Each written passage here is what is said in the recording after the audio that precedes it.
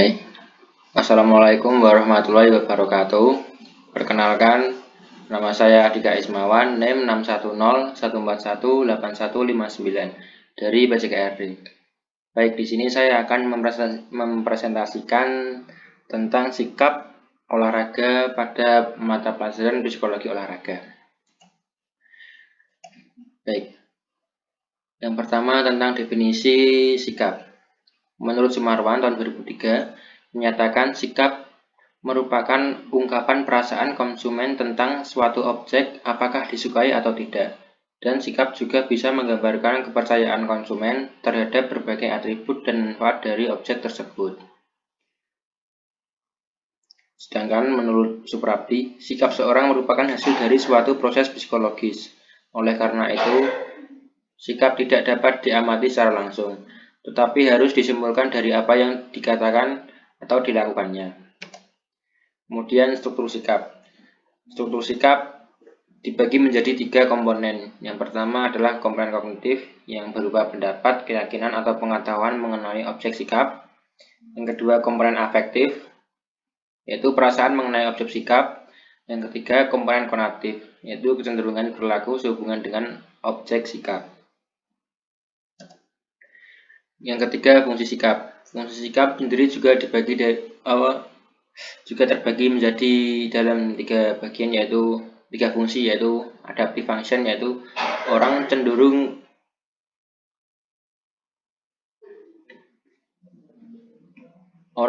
mengadopsi sikap yang menghasilkan social reward dan menghindarkannya dari social punishment. Yang kedua knowledge function adalah nilai dan prinsip yang dianut dapat memberikan kerangka pengetahuan yang digunakan untuk merumuskan pandangan mengenai apa yang terjadi. Sikap membantu membuat keadaan atau kejadian menjadi lebih dapat dipahami. Yang ketiga ego defensive function, yaitu sikap dapat digunakan untuk melakukan pertahanan ego dalam kondisi yang berpotensi menimbulkan psikologi harm. Yang bab 2 yaitu tentang pengukuran sikap. Pengukuran sikap ini terbagi menjadi 5 cara pengukuran, yaitu dengan menggunakan skala Likert, 2 skala Goodman, 3 skala Thurston, dan 4 skala diferensial, dan 5 rating scale. Kemudian faktor yang mempengaruhi sikap. Yang pertama ada sikap dasar, 2 lingkungan prenatal, 3 perbedaan individu atau perorangan, 4 lingkungan, 5 motivasi. Sikap dasar. Yang pertama sikap dasar atau sifat dasar ini merupakan keseluruhan potensi yang diwarisi oleh seorang dari ayah atau ibunya. Yang kedua lingkungan prenatal. Lingkungan prenatal merupakan lingkungan dalam kandungan ibu. Pada periode prenatal ini, individu mendapatkan pengaruh-pengaruh tidak langsung dari ibu. Yang ketiga perbedaan individual dan perorangan. Perbedaan individual dan perorangan ini mempengaruhi proses sosialisasi. Perbedaan perorangan ini meliputi perbedaan seperti ciri-ciri fisik, seperti warna kulit, warna mata, rambut, bentuk badan, serta ciri personal dan sosial. Yang keempat, lingkungan. Situasi dan kondisi di sekitar individu yang memahami proses sosialisasi dapat dibedakan atas lingkungan seperti lingkungan alam, lingkungan kebudayaan, serta lingkungan sosial. Jadi lingkungan seperti alam, kebudayaan, serta sosial dapat mempengaruhi faktor-faktor sikap terhadap olahraga. Yang keempat, motivasi. Motivasi berasal dari dalam diri individu sendiri yang membedakan menjadi 2, yaitu yang dorongan dan kebutuhan. Jadi motivasi dalam individu timbul dengan adanya 2 faktor, yaitu dorongan dan kebutuhan. Yang keempat, teori tindakan beralasan dan teori perilaku terencana untuk memahami hubungan antara sikap dan perilaku olahraga. Pertama, teori of planned behavior. Teori ini dikembangkan oleh Winspan dan Eisen dan merupakan perpanjangan dari teori of reason action yang bertujuan untuk memprediksi perilaku dari sikap serta menjelaskan proses mana yang saling terkait. Berdasarkan teori ini, intensi perilaku menjadi penentu seorang berperilaku pro lingkungan. Dalam teori TPB terdapat 3 variabel yang menentukan intensi perilaku, yaitu sikap terhadap perilaku, norma subjektif, dan persepsi dari perilaku. Kemudian teori perilaku terencana, Theory of Planned Behavior. Teori perilaku terencana atau TPB, Theory of Planned Behavior, merupakan pengembangan lebih lanjut dari teori perilaku belasan, Theory of Reason Action. Namun teori perilaku terencana ini juga dipengaruhi oleh 3 komponen, yaitu sikap, norma subjektif, dan persepsi kontrol keperilakuan. Yang kelima, trans-theoretical untuk memahami masalah olahraga. Trans-theoretical model adalah perubahan perilaku atas kesiapan individu untuk memiliki tindakan yang lebih sehat, memberikan strategi, atau proses perubahan untuk membantu individu untuk berperilaku sehat melalui tahapan perubahan dan pemeliharaan kesehatan. Model ini menjelaskan bagaimana individu memodifikasi perilaku yang menjadi masalah dan memperoleh perilaku positif. Theoretical model memiliki fokus pembuatan keputusan oleh individu. Asumsi dasar model ini adalah pada dasarnya individu tidak dapat merubah perilaku dalam waktu yang singkat, terutama pada perilaku yang menjadi kebiasaan sehari-hari. Terdapat 5 tahapan menuju perubahan bagi individu. Yang pertama ada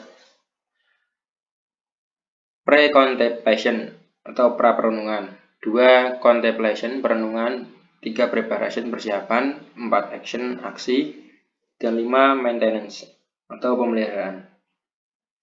Yang pertama pra-perenungan. Jadi seorang individu akan menuju perubahan memiliki yang pertama melalui tahap yang pertama yaitu pra-perenungan, yaitu individu tersebut sebelumnya belum melakukan aksi, namun sudah melakukan bayangan apa yang akan dilakukannya. Kemudian 2 contemplation atau perenungan. Jadi tahap kedua ini merupakan pengembangan dari yang pertama yang awalnya mulai mau merenung, kemudian merenungkan apa yang akan dilakukannya. Kemudian yang ketiga persiapan. Dari perenungan yang telah dilakukan pada tahap kedua, maka individu akan melakukan persiapan, akan melakukan hal-hal yang akan dibutuhkan untuk melakukan suatu perubahan dalam aksinya. Yang keempat adalah aksi, yaitu tentang bagaimana individu akan melakukannya dalam melakukan perubahan, sehingga akan berkembang menjadi tahap yang kelima, yaitu maintenance atau pemeliharaan, yaitu tentang kontinuitas atau seperti konsisten dalam melakukan hal-hal yang telah disiapkan melalui 4 tahap sebelumnya seperti pra-perenungan, perenungan, persiapan, dan aksi, sehingga kebiasaan tersebut akan menjadi hal yang seperti harus dilakukan oleh individu dalam hari-harinya.